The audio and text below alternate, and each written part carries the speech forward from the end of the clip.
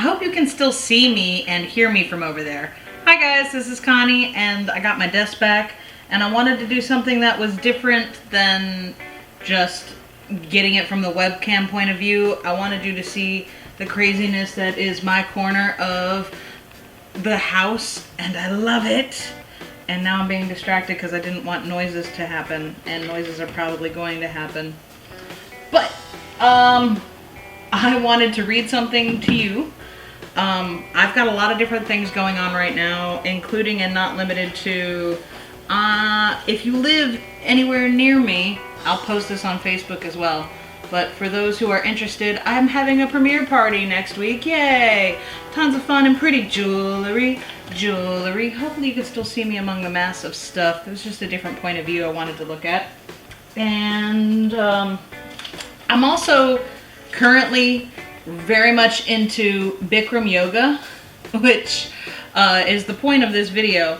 I went with a friend of mine because she was like, Bikram yoga makes me happy and I need more happiness in my life. And I was like, sure, how about I go with you and I'll be your yoga buddy, because the first month is only 39 bucks and I can go as much as I want. If I like it, I like it, and if not, I'm out 40 bucks, which is kind of sad, but you know, I'll eat some homemade ice cream and get over it, I guess.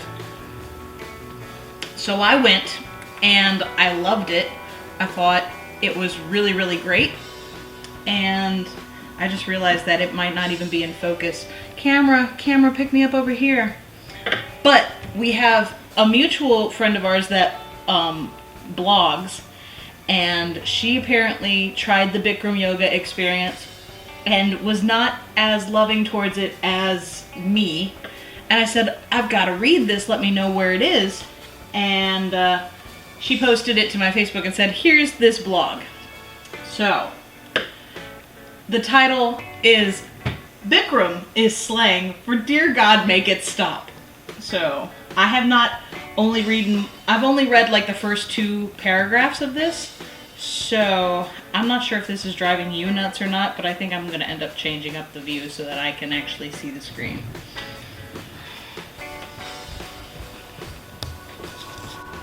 While I do love the playback and that point of view, I still wanted to be able to read this to you with you actually being able to hear me, because I notice with a camera, especially like this, because it's one of those, you know, point and shoot cameras and it records stuff, if I turn my head away from the camera, it gets all muffled unless I raise my voice.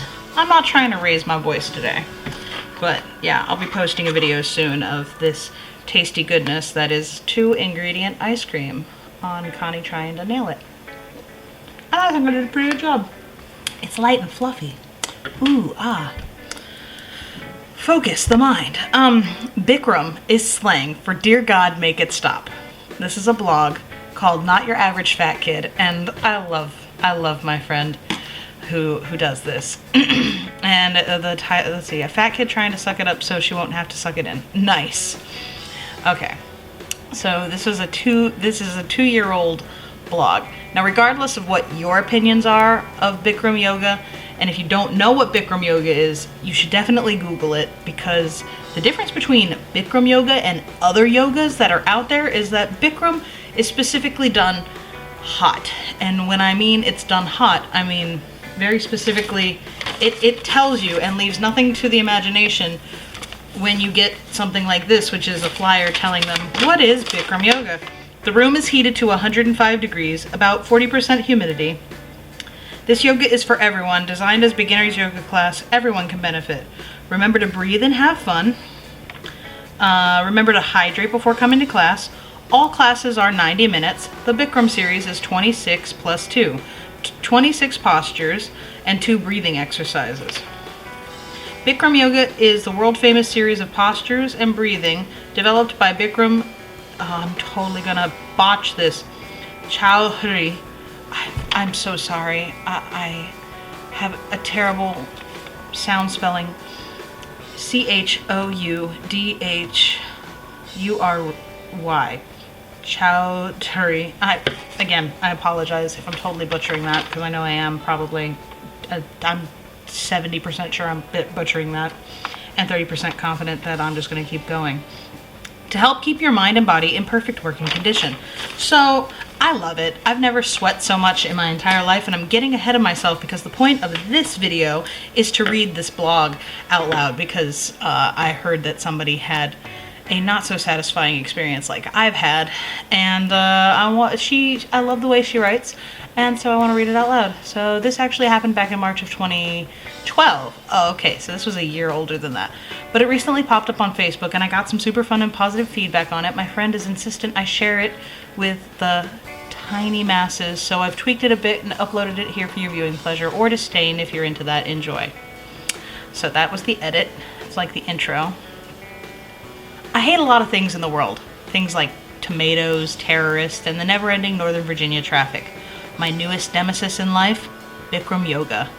It's not even that I just hate Bikram yoga. My one night experiencing it was painful. I'm a firm believer that I should try something before I pass judgment. This is my saga.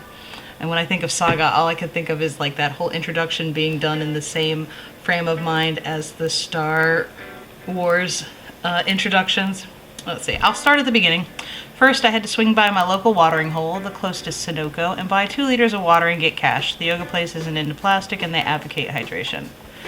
Which, now, you have multiple forms of payment, so I wish she would try it again. I'm sure she doesn't want to, but whatever.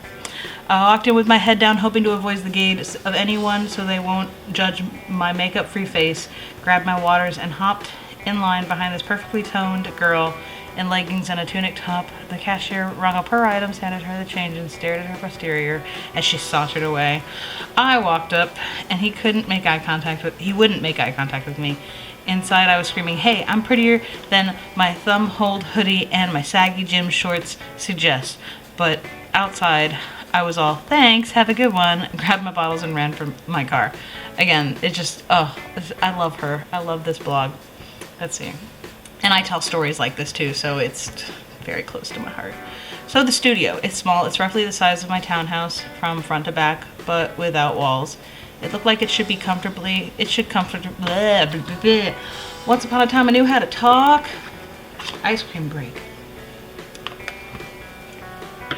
It looked like it should comfortably fit 30 people. There were 50 to 60.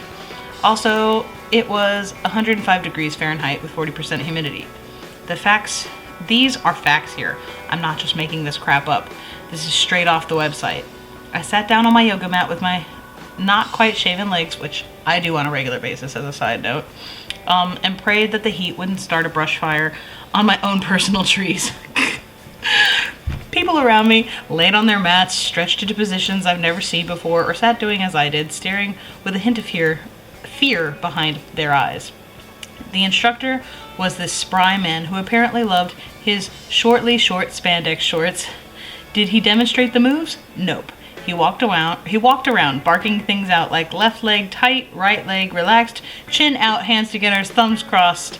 In fact, just for funsies, during the dead body pose, he started singing Country Road. I kid you not. What?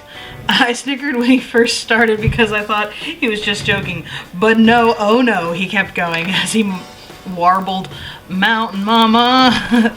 Ooh, shook everything, shake a shake. I laid there wishing that the dead body wasn't just a pose, but a state of being for me. I laid there for what seemed like an eternity with sweat coming out of pores I didn't know I had. Oh, honey. It's so much better than that. Did you know that the fronts of your calves could sweat? And that it was possible even if you were stationary? Yeah, me neither, but they did. The guy in front of me, to my right, contorted himself as rivers of salty exertion careened down his gym shorts. The guy next to him almost fell as his foot slid from the pools of yogis around him. I think my eyes were even sweating. My ultimate goal of the night was to stay in the room, and believe me, even that was a challenge. I laid down on the mat at one point, hoping the heat wouldn't be as bad, given that heat supposedly rises, or so they say. Oh God. And down there were smells I'm not used to, nor do I want to become accustomed to. I turned to my friend who has suggested we did this, and I mouthed the words, I hate you, and we're not friends anymore. Because I know she probably felt so terrible. And this rendition of it is, oh, my face hurts. The air in the studio reeked of persistence and soup. The breathing techniques demonstrated sounded like something from The Exorcist. In fact, after natural sit-ups, I legitimately thought people had indeed died in their dead body pose, since they exhaled greatly and propelled their bodies up with an exhalation of air that suggested resurrection. It was eerie. It sounded marginally demonic, so for the sake of my soul, I can never go to Bikram yoga again. So that's it. Anyone else had a terrifying experience with some kind of class? It says lava redhead. Oh my gosh.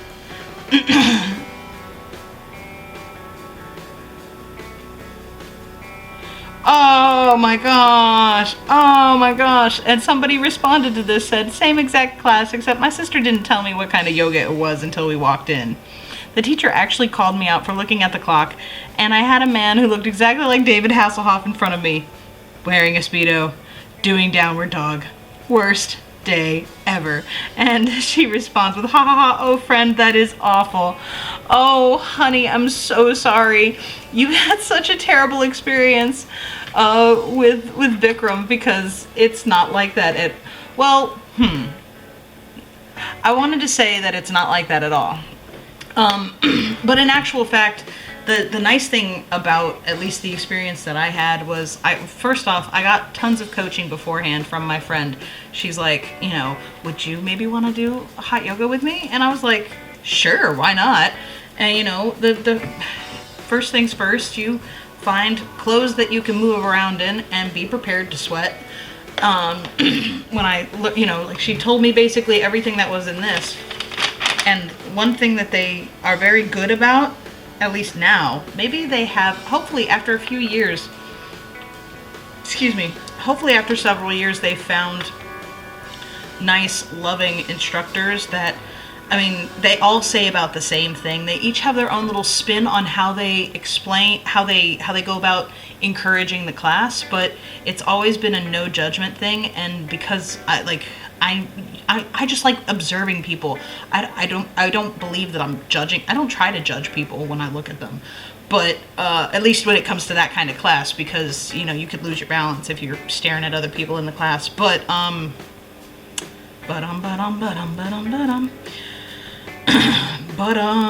means another ice cream break. So one big thing that they talk about is there is no judgment. You go as far as your body can go that day. The fact that you came to class is already 10 out of 10. Some instructors will encourage you to make a wish at the beginning of the class, which I could never hear because of this lovely woman's accent. And I actually heard it for the first time today, and I've probably had her as an instructor 3 or 4 times since I've started yoga. So yeah, that's a thing. But they're very encouraging. They're very informative. And, and it tells you right here, be new students. This is a beginner's yoga series. Everyone is welcome. Be prepared to work hard and sweat. The thing, and they leave all expectation that's at the door, which basically means there's no judgment. You go as far as you can go. The instructor is there to guide you through the whole thing. Basically, they're explaining every move. And they'll supervise you to make sure that you're doing it right. If you need modifications, if you appear to be struggling, they're willing to help you. I've learned how to do certain modifications. There's still there are at least 3 poses out of the 26 poses that they do that